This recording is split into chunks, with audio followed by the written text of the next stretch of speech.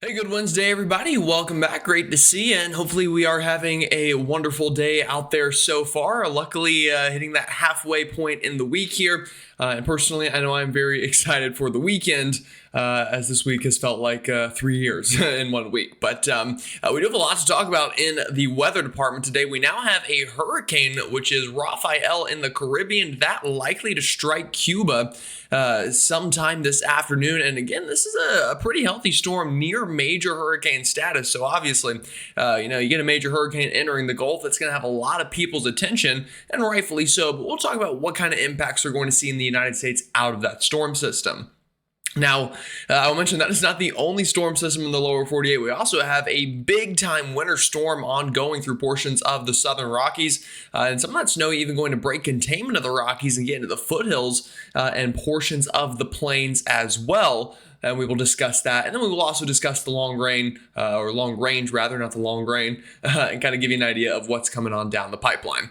Now, if you haven't already subscribed, please do so. Like the video, comment, let me know where you're watching from. And if you have any questions, feel free to ask them in the comments. I haven't been super active in the comments, but mainly just because things have been relatively quiet.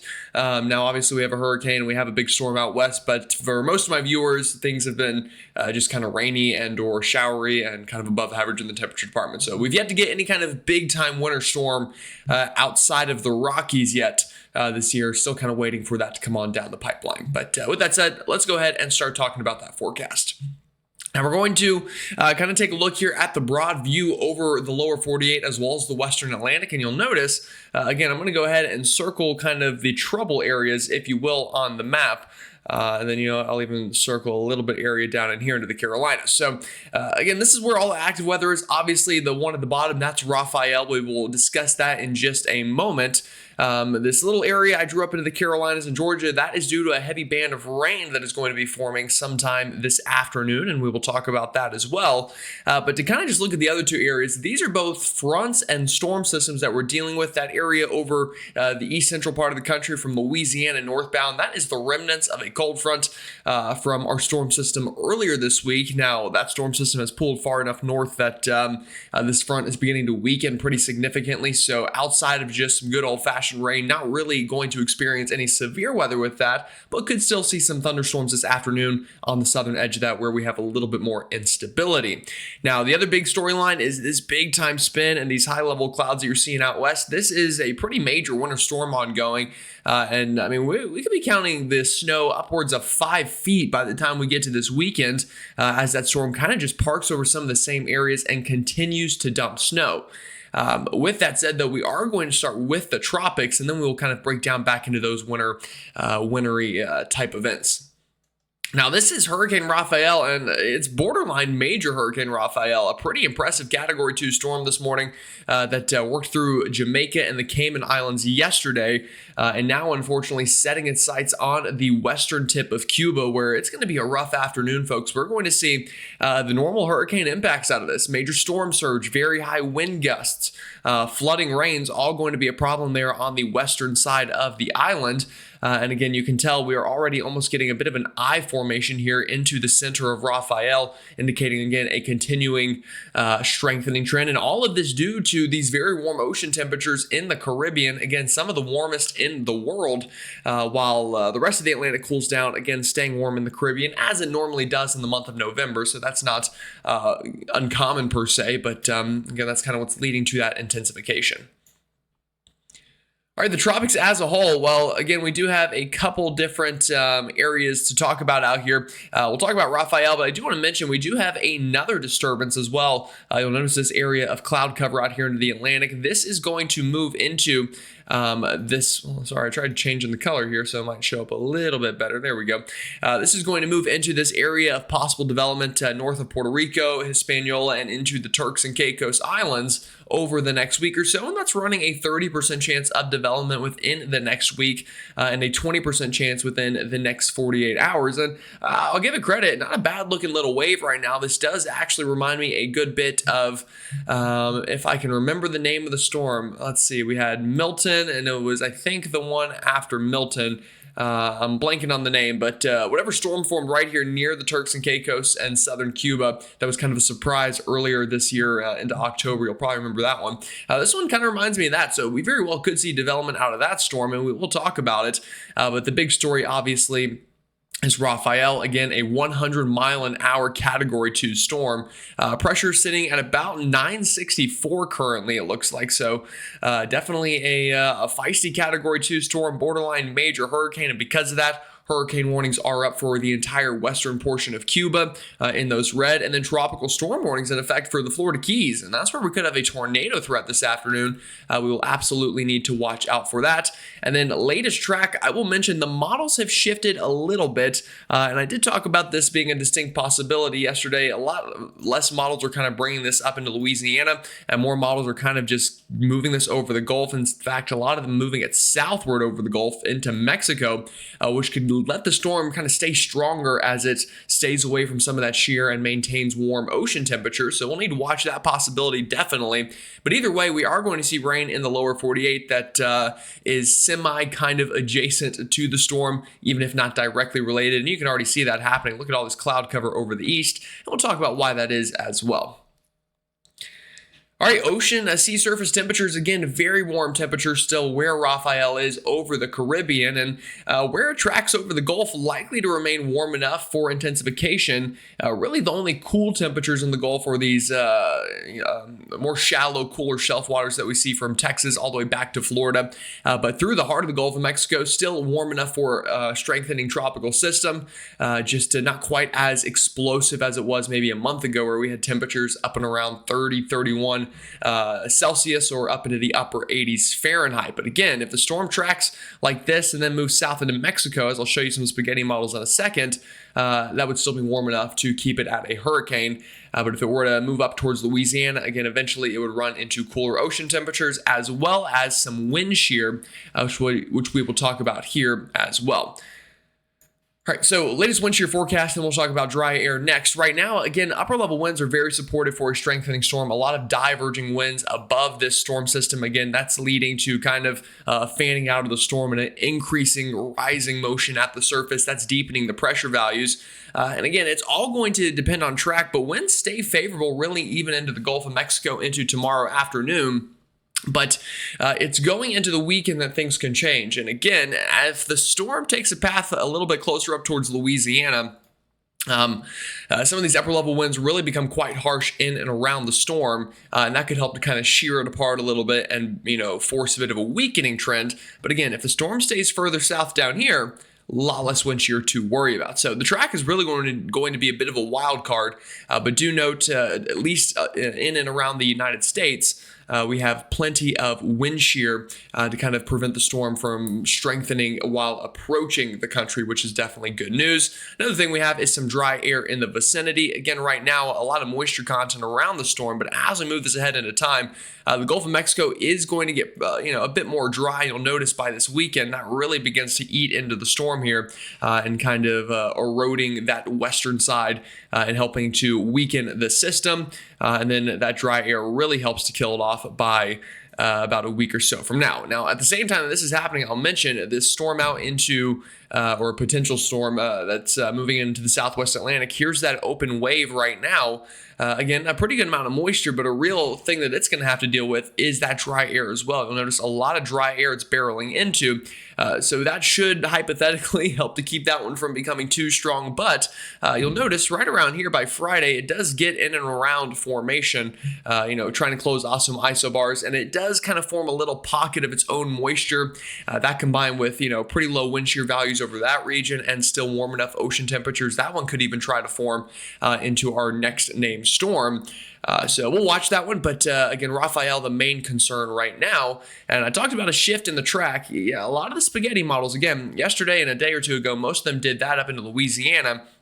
Now it's looking maybe less likely that trough will kind of pick it up and pull it northward, and instead it kind of might miss that trough, and then a ridge might throw it back down into Mexico, which would be problematic for Mexico because, again, it would be able to maintain strength a lot more in this part of the Gulf of Mexico compared to the northern part, which is going to have harsher conditions for development. And you can see that trend on the intensity guidance. A couple days ago, it looked like at this point it would kind of, fall off a little bit more. Now the model's maintaining intensity really through the next 72 hours or so, and then definitely falling off afterwards, but still keeping this at a tropical storm, maybe even some of these models keeping it at around a Category 1 storm on approach to what would likely be Mexico with that latest track. So we'll need to watch out for that for sure, and we will keep you up to date on that. Now, latest model guidance, this is the American model. Again, going to kind of breeze through these, but this hits Cuba this afternoon. Again, a lot of impacts there, like we mentioned. But then this gets into the Gulf of Mexico and, again, kind of maintains strength on the GFS as it stays in the southern portion of the Gulf. But the GFS, again, continuing to kind of keep this from that southern track into Mexico, and because of that, rips it apart south of Louisiana, and then nothing much else comes of it. And I will mention... also, here's that other storm system potential later this week. Again, has a window in the near term to develop, but once we get kind of into the weekend, it runs into harsher conditions near the Bahamas, which should help to keep it from becoming anything too major. All right, just to show you a kind of different look at it, this is the H-Wharf. This is, again, a model that kind of slams Cuba this afternoon. Again, a rough time there, gets it into the Gulf, and then re-strengthens it as it's in a more favorable portion of the Gulf, probably back up to around a Category 3 storm, and then, keeps it on a much further south track here. And so what you'll notice on the H-Wharf pulls it south towards Mexico, and because of that, again, it really maintains intensity for a lot longer. There's a lot more moisture content, there's a lot less wind shear, and still pretty warm ocean temperatures in this part of the Gulf of Mexico, as I've mentioned, and that would promote, again, a higher probability that the storm maintains hurricane status, maybe even major hurricane status, being a distinct possibility here in the long run. Now, what's kind of causing this steer, and why are we still going to see impacts in the United States either way? Well, it all has to do with our upper level winds, and this is kind of what we're seeing right now and into this afternoon. So I guess, first of all, let's talk about the track. So let me get this ahead in time to the proper time. Is this the latest model run? This is the latest model run. Sorry, we're going to do this on the fly a little bit. Well, I still need the European. All right, this should work. All right, so again, getting into this afternoon, I guess the first question, why are we still going to see impacts over the lower 48? Well, it has to do with some divergence aloft we're getting over the Carolinas, and this isn't the greatest map to show it. I should really bring it down to 500 millibars. In fact, I guess I can instead of just saying I should. This should show it a little bit better. Yeah, this is going to do it a lot better. So we're getting a good amount of divergence over the southeast, and what I mean by that is we have very slow winds entering portions of the southeast, but then it's entering this trough over the Carolinas, and because of that, the wind speeds pick up big time in this region, and we get a big area of divergence or separating wind aloft. That creates a bit of a vacuum in the atmosphere, and we get a lot of rising motion kind of in between the two. And because of that, we're going to get a lot of rain over portions of the Carolinas. Now, what does this have to do with steering the hurricane? Well, it does, relate in the upper levels here. And kind of what's changed in the models is the models just prevent this trough from picking up the storm here. It stays far enough south and kind of gets trapped under really a bit of a ridge here over portions of the Gulf of Mexico, and eventually that ridge again kind of shoves this back down towards Mexico, as there's not much to really pull the storm north. So that's kind of why we're seeing a bit of a difference. But again, either way, we're going to see impacts in the lower 48 in terms of rainfall. This is just now through Friday, and a good amount of rain over today and tomorrow, and even into Friday over portions of the Carolinas, specifically central South Carolina, could really see the most of that divergence aloft. And that could lead to pockets of very heavy rainfall.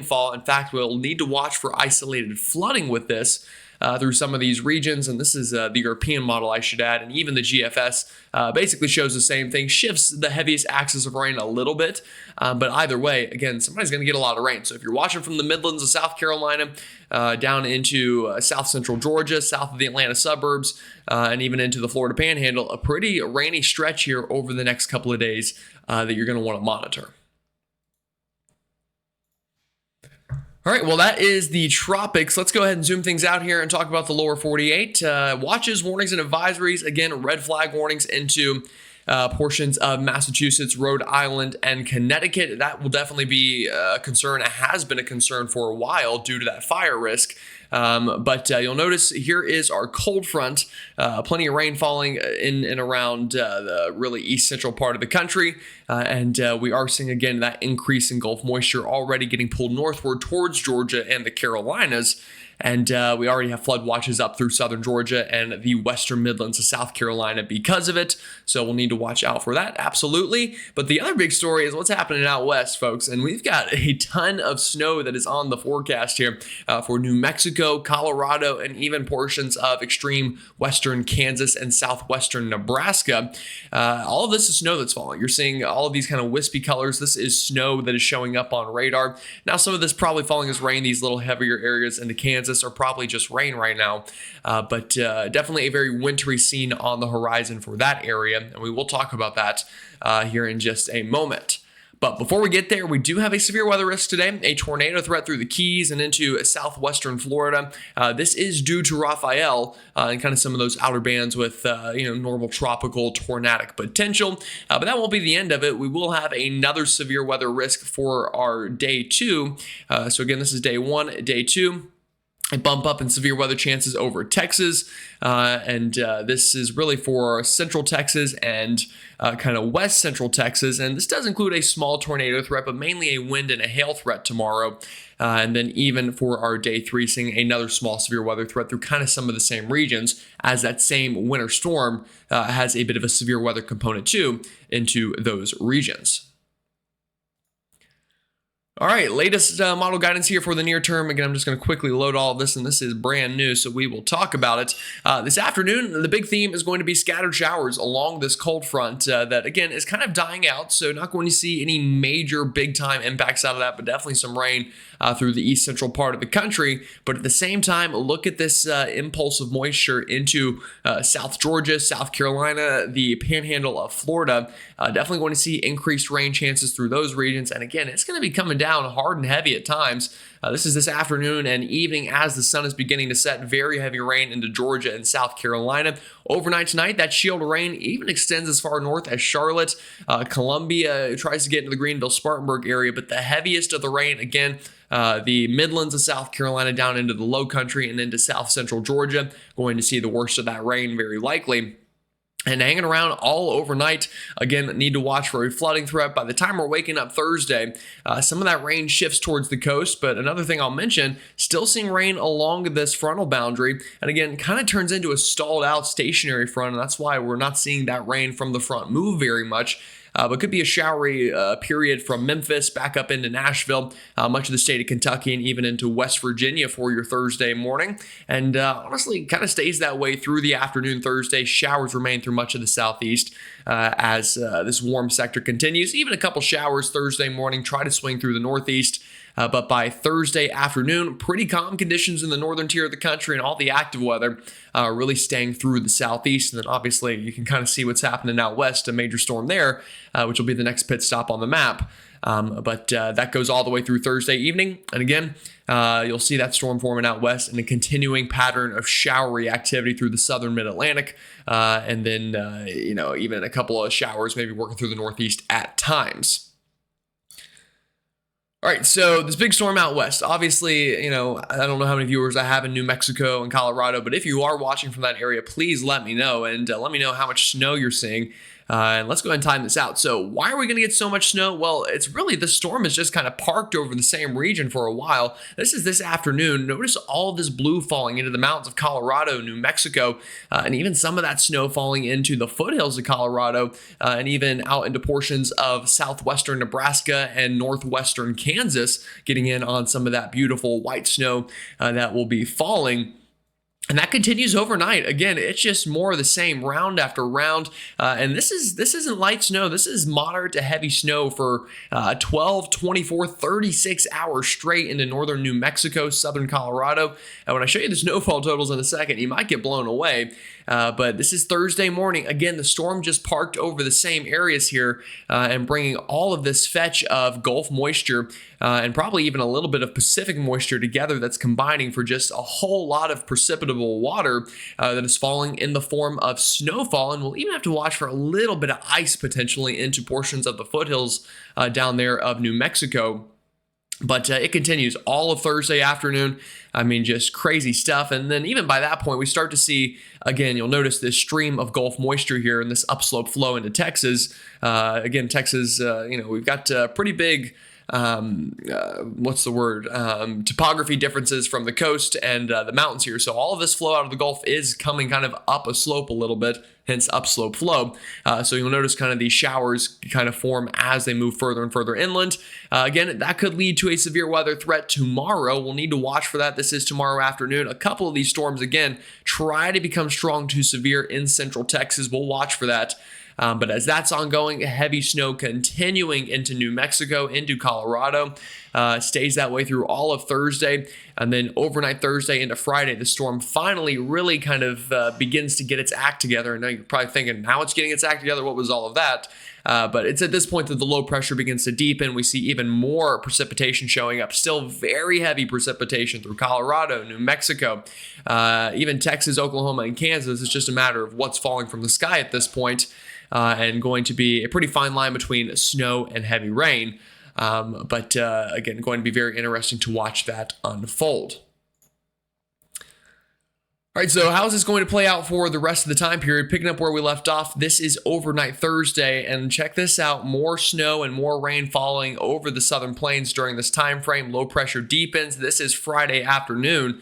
I mean, folks, it is still just snowing like crazy into the mountains here. So that's 48 hours straight of heavy snow into Colorado and New Mexico. Very heavy rain into Kansas, Oklahoma, and Texas. Again, a bit of a severe weather threat out of that as well we will need to watch for. And then we get into overnight Friday. Again, severe weather threat, snowfall threat, but the storm finally pulls northward here and getting into Saturday, getting up into the northern plains. And bringing showers and storms with it across the country as it moves that way into early next week, moving on through the east. So a very active stretch for some folks, other folks not so much, but that'll definitely be a storm system to watch. And how much snow are we talking here? Well, again, it's going to be a lot. This is now through Monday. I mean, we're talking 50, 60, even maybe 70 inches of snow in parts of the northern bits of New Mexico and then into the higher terrain of central Colorado and even outside of the higher terrain. Let's zoom this in a little bit more on a local level into Colorado and move this all the way into this weekend and into early next week. And kind of give you some of these totals. So Denver, a foot of snow. Castle Rock, 2 feet of snow. Colorado Springs, 10 inches. Look at this, Trinidad, Colorado, nearly 36 inches of snow showing up here on our blend of models. And again, even, to the east of these locations, seeing heavy snowfall as well. I'll show you New Mexico next. Should we have anybody watching down this way? And again, more of the same, very heavy snowfall totals, maybe up to 9 inches in Santa Fe. Lower totals into Albuquerque due to some terrain differences, but really a lot of New Mexico going to see very heavy snowfall out of this. And then even Oklahoma and Kansas could potentially see some of that snow. Again, this is kind of well out into the western panhandle of Oklahoma, about as far west as you can get. But again, kind of along the border there between Oklahoma and I'm guessing that's New Mexico there. Nearly a foot of snow for you folks. And then we'll move this north even into Nebraska and Kansas. And give you some of those snowfall totals in these regions. Again, not a lot, but North Platte, maybe a dusting probably around a dusting of snow. But again, the further and closer you get to Colorado, the higher the snow totals are going to be for just about everybody. All right, so that's snowfall. What about rainfall? Still rain on the way as well for you folks into Oklahoma and Texas. Talking 3 to 5 inches of rain through the weekend and into early next week. Again, this is now through next Tuesday afternoon, so a little less than a week out. Heavy rain through the east central part of the country due to that stalled out frontal boundary we mentioned. And then you'll notice another big storm this weekend getting into the Pacific Northwest. That'll bring more rain, and then the pattern continues of rain falling. Now, I'll very briefly mention temperatures are going to remain warm in the east for probably at least the next 7 days. They will remain cool out west. Let me refresh the page so it wants to load a little bit better.